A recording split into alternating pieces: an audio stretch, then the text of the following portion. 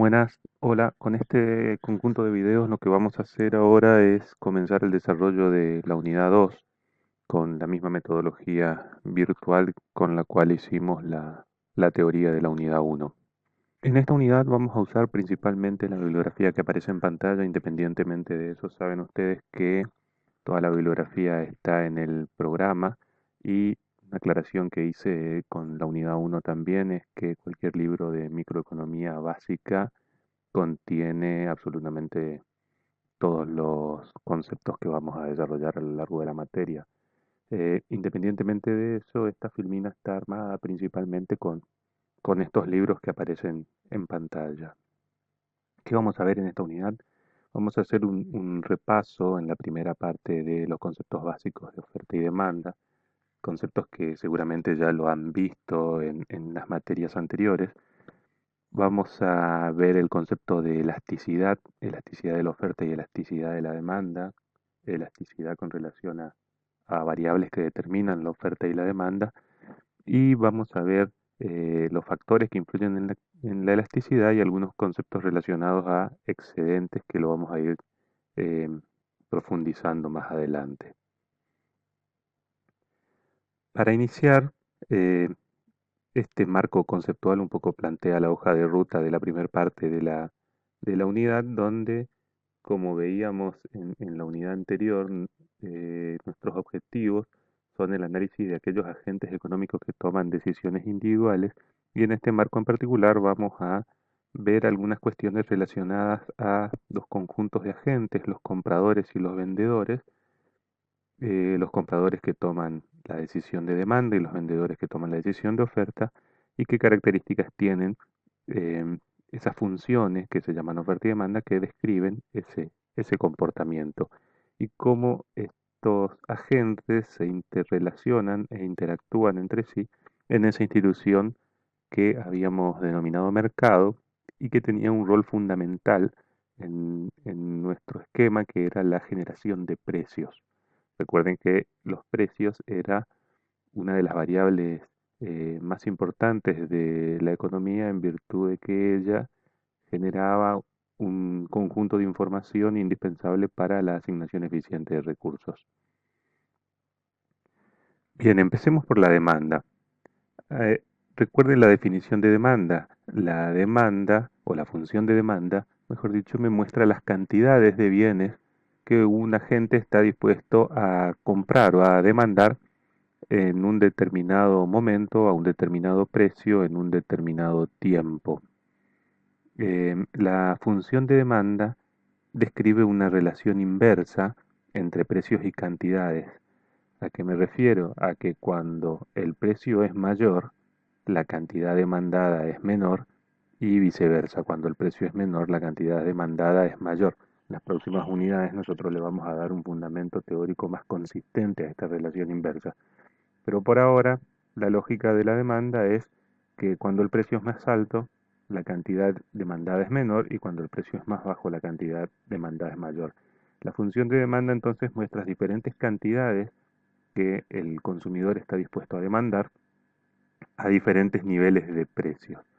Esta función, esta curva, se llama curva de demanda. Ahora bien, la demanda puede estar mostrada en una curva, en un conjunto de ejes cartesianos, donde en las abscisas pongo cantidades y en las ordenadas pongo precios, o también puede estar mostrada en una tabla conocida como tabla de demanda, donde también lo que se tabula son pares de precios y cantidades para cada nivel. A cada precio le corresponde una cantidad demandada.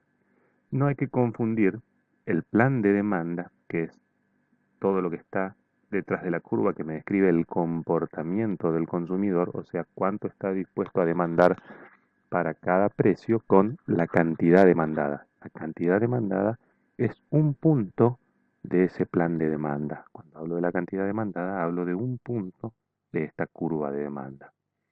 Bien, ¿de qué depende la demanda?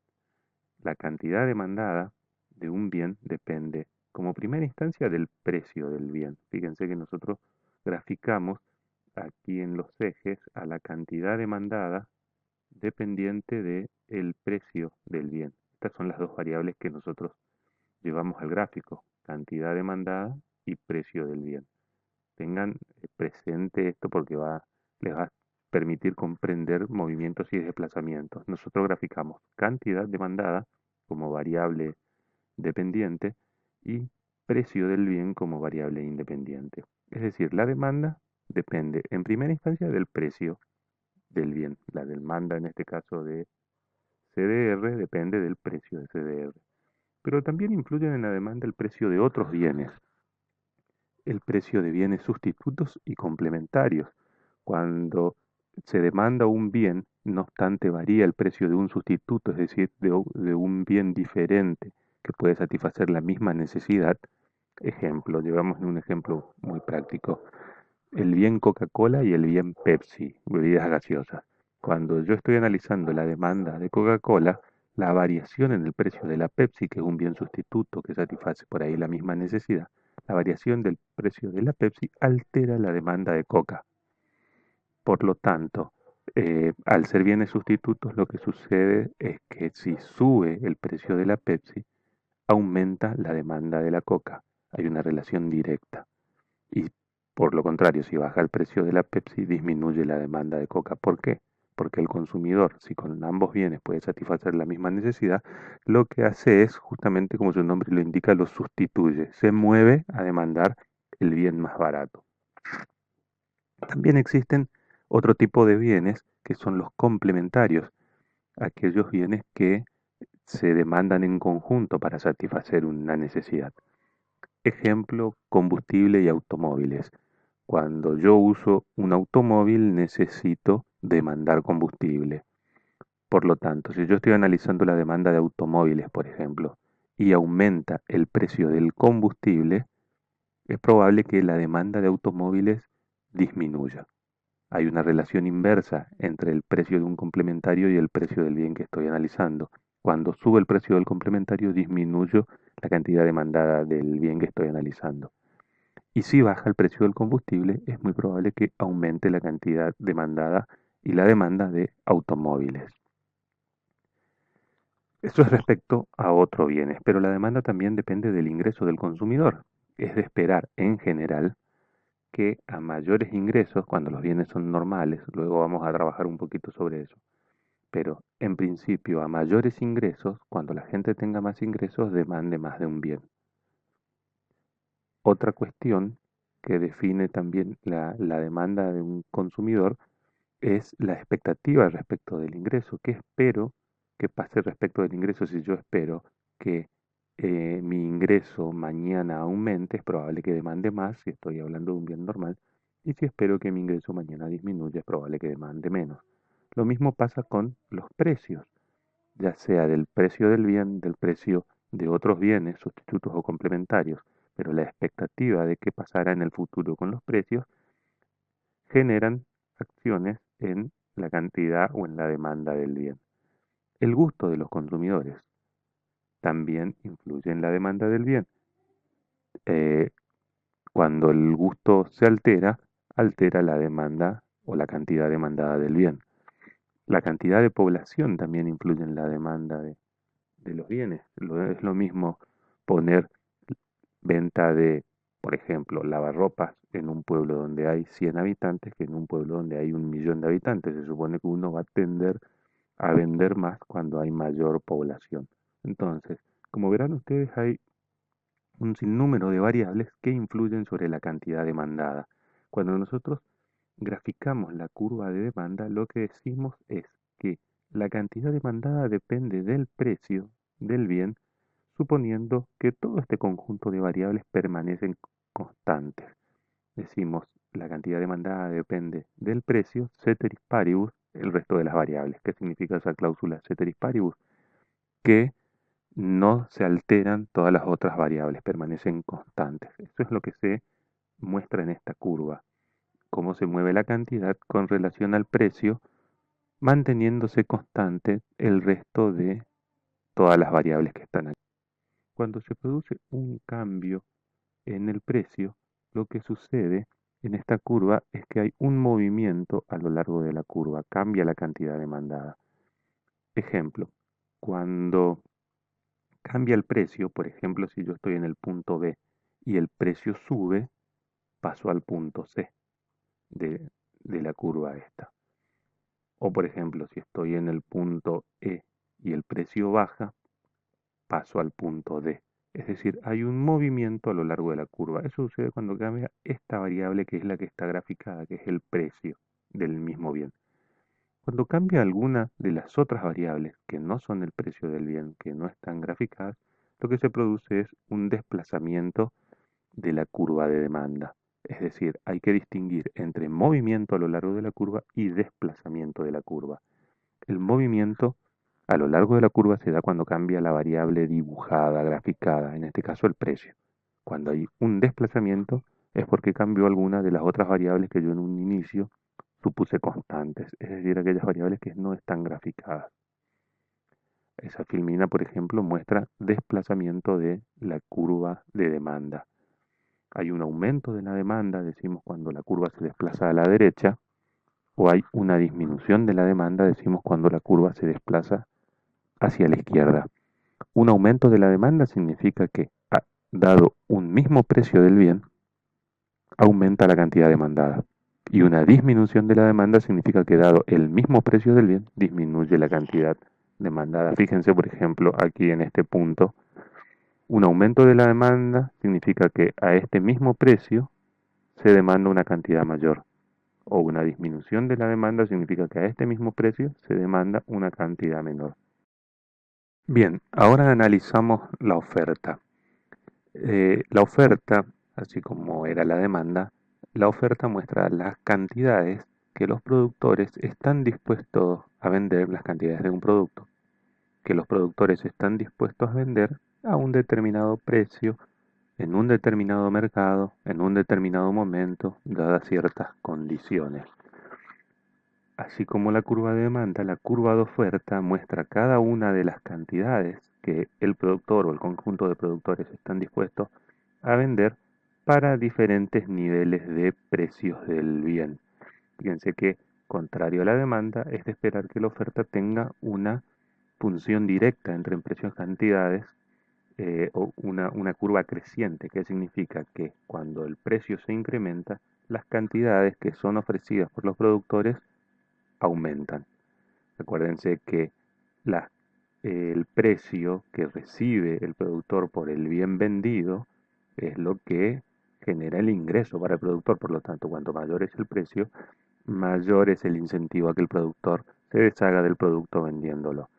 Entonces, la curva de oferta muestra la cantidad ofrecida dado determinados niveles de precios, suponiendo que el resto de las variables que intervienen en la oferta permanecen constantes, es decir, con esa cláusula ceteris paribus. Bajo la curva de oferta, lo único que supongo es que las cantidades cambian únicamente porque cambia el precio del bien.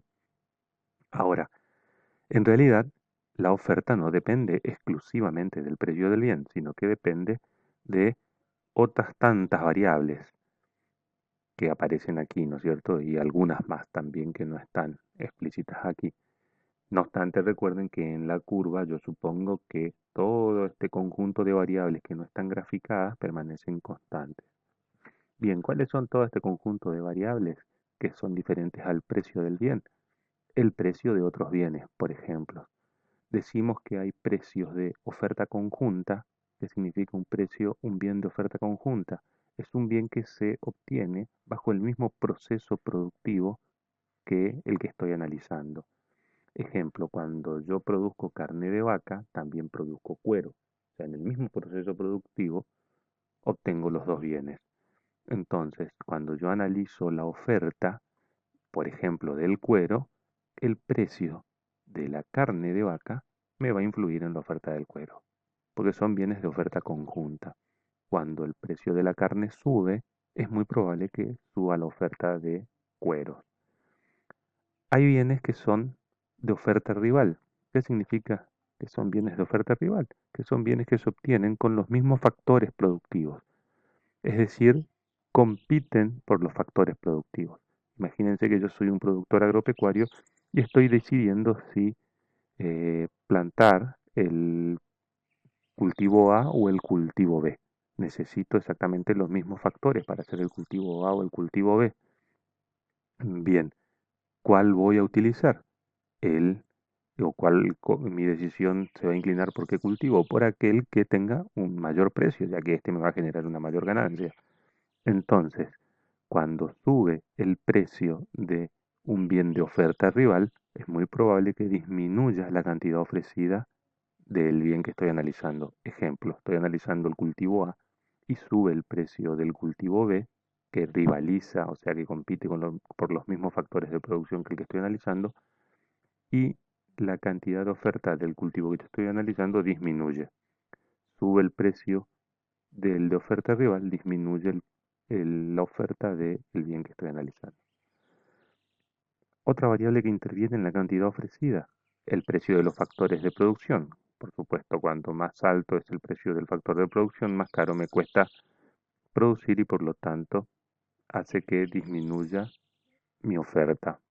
Las expectativas de los precios, de todos los precios que analizamos, influyen en la definición de mi cantidad ofrecida.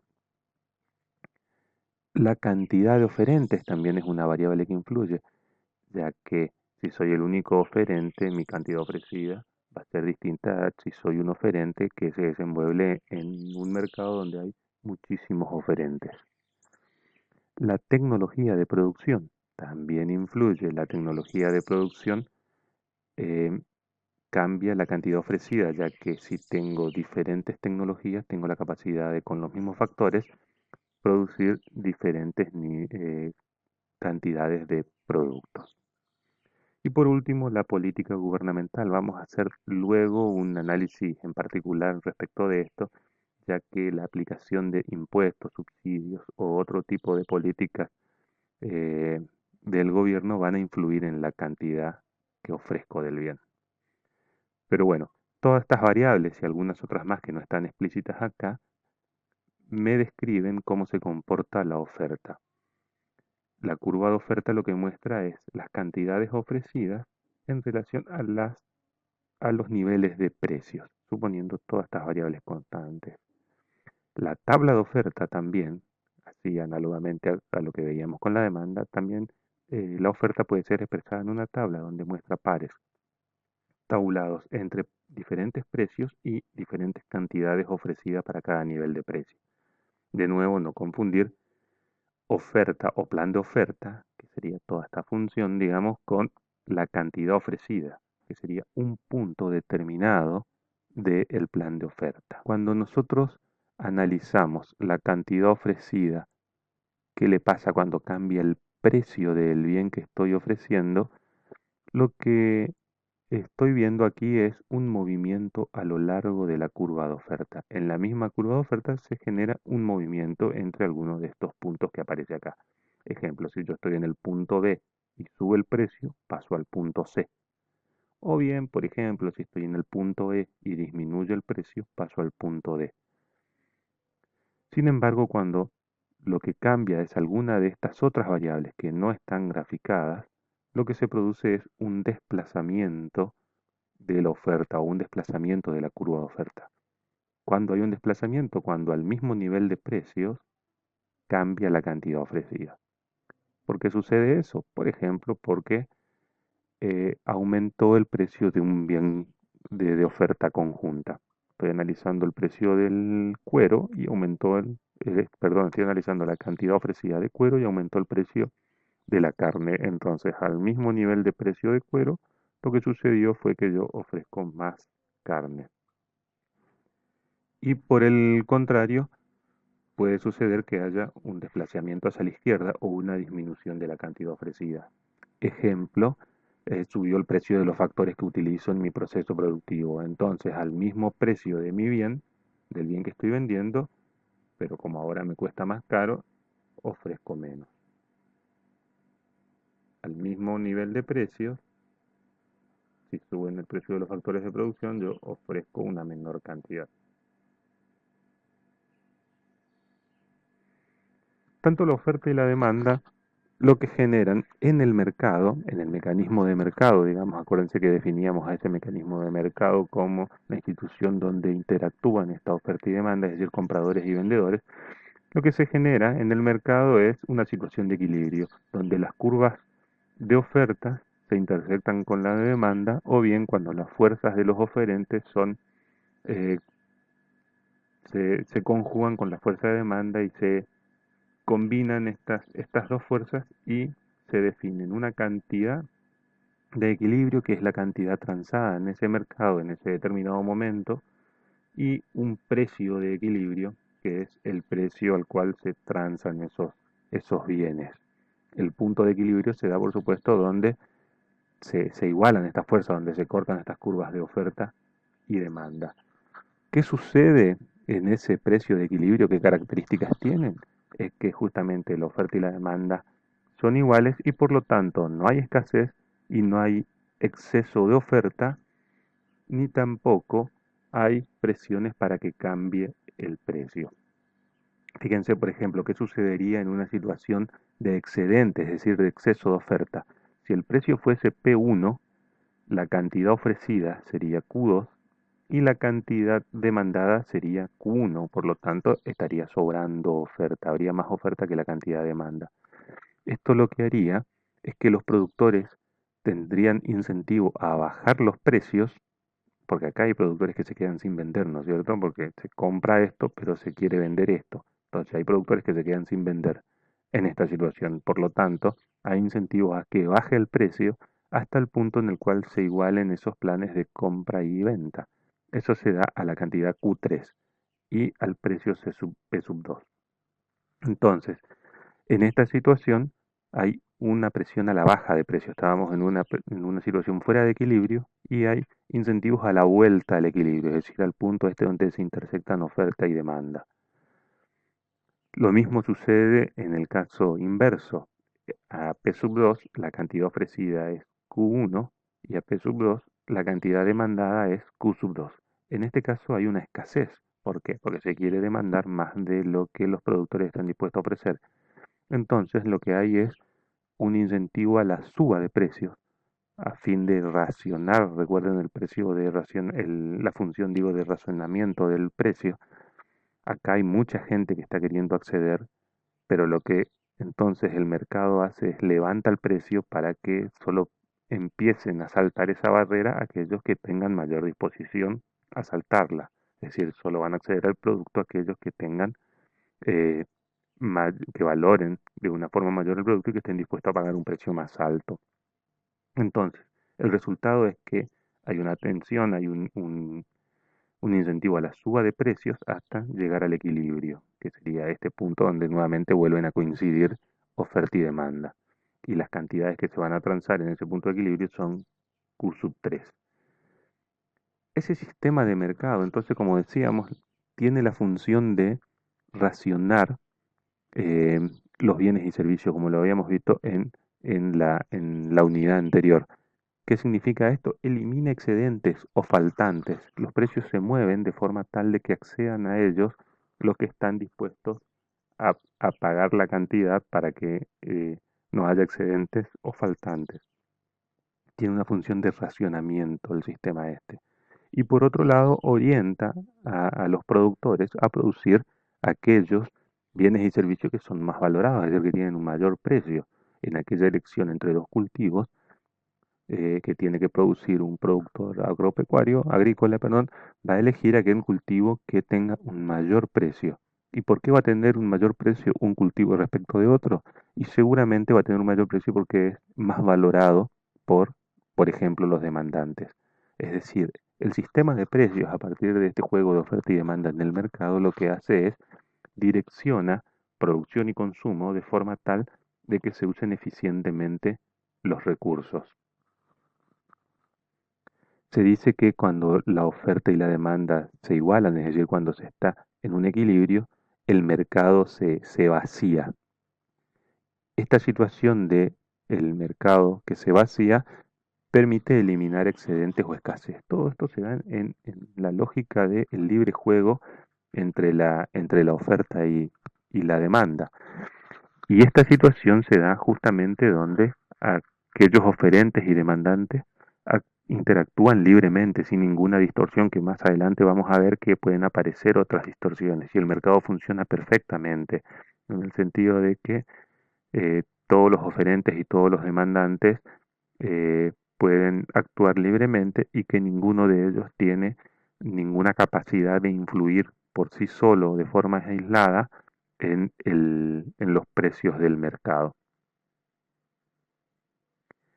Y otra cosa que sucede, digamos, es que una variación de los valores de una o varias variables puede producir cambio en el precio o en esas cantidades de equilibrio. Recuerden que nosotros estamos trabajando aquí con el criterio de ceteris paribus. ¿Qué significa eso? Que estoy suponiendo que las únicas variables que se van a mover son los precios. Todo el resto de las variables que determinan tanto la oferta como la demanda van a permanecer en este análisis constante.